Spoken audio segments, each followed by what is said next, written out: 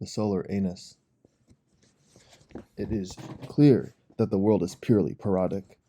In other words, that each thing seen is the parody of another, or is the same thing seen in a deceptive form.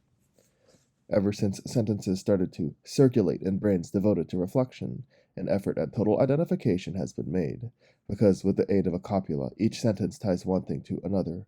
All things would be visibly connected if one could discover, at a single glance and in its totality, the tracings of an Ariadne's thread leading thought into its own labyrinth. But the copula of terms is no less irritating than the copulation of bodies. And when I scream, "I am the sun," an integral erection results, because the verb to be is the vehicle of amorous frenzy.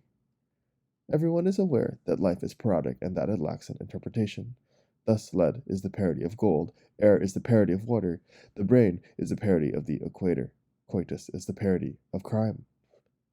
Gold, water, the equator, or crime can each be put forward as the principle of things. And if the origin of things is not like the ground on the planet that seems to be the base, but like the circular movement that the planet describes around a mobile center, then a car, a clock, or a sewing machine could equally be accepted as the generative principle. The two primary motions are rotation and sexual movement, whose combination is expressed by the locomotive's wheels and pistons. These two motions are reciprocally transformed, the one into the other.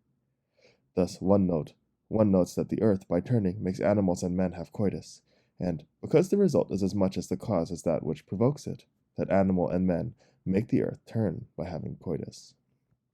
It is the mechanical combination or transformation of these movements that the alchemist sought as the philosopher's stone. It is through the use of this magically valued combination that one can determine the present position of men in the midst of the elements. An abandoned shoe, a rotten tooth, a snub nose, the cook spitting in the soup of his masters, are to what a battle flag is to nationality. An umbrella, a sexagenarian, a seminarian, the smell of rotten eggs, the hollow eyes of judges are the roots that nourish love.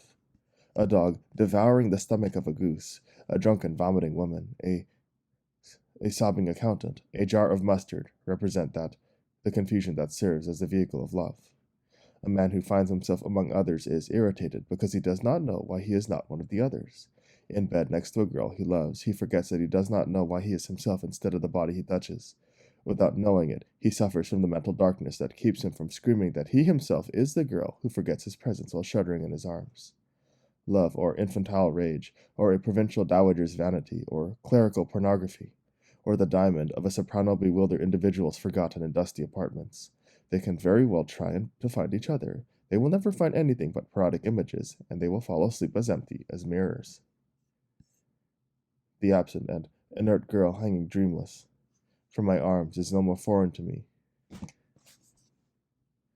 than the door or window through which I can look or pass. I rediscover indifference, allowing her to leave me when I fall asleep. Through an inability to love, what happens? It is impossible for her to know whom she will rediscover when I hold her, because she obstinately attains a complete forgetting. The planetary systems that turn in space like rapid disks, and whose centers also move, describing an infinitely larger circle, only move away continuously from their own position in order to return to it, completing their rotation. Movement is the figure of love, incapable of stopping at a particular being and rapidly passing from one to another. But the forgetting that determines it in this way is only a subterfuge of memory.